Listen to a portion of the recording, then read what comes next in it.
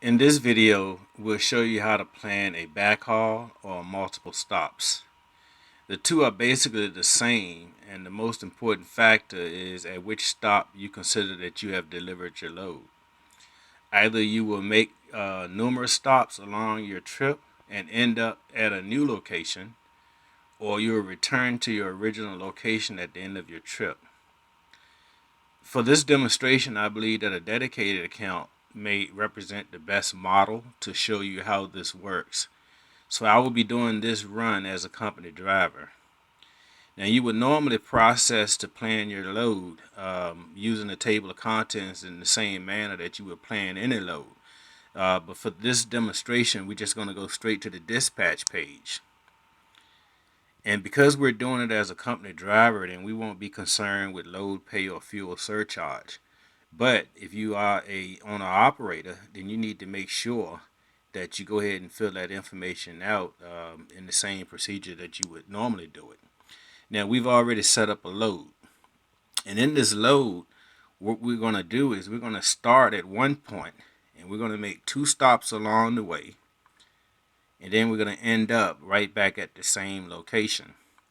And the only thing that you have to do is to change the number of stops. And in this case, we've changed it to 4 stops. But as you can see,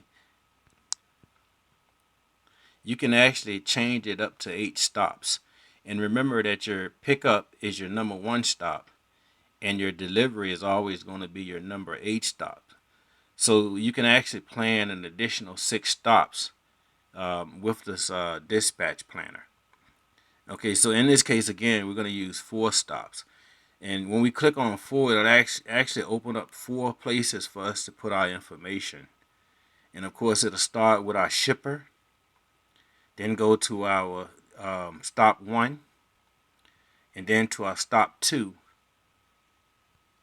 and then to our delivery. And we then put the information in the same manner. And as you can see, once again, I've already planned the load here with multiple stops. And if we check our time requirements, you'll see that it still predicts the time. And if you notice, for the load scale hours, it included the load and unload hours at each stop. Okay, and in this case, we've accepted this dispatch. And one other thing I want to show you is that if we go back and go ahead and get our route,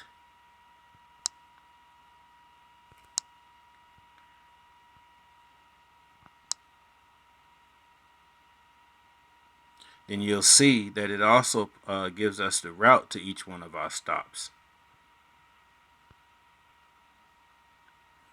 And again, we could just start with proceeding to our pickup. And once we complete that, move on to our stop 2. Then move on to our stop 3 and move on to our stop 4. And that is pretty much how you do multiple stops or backhauls.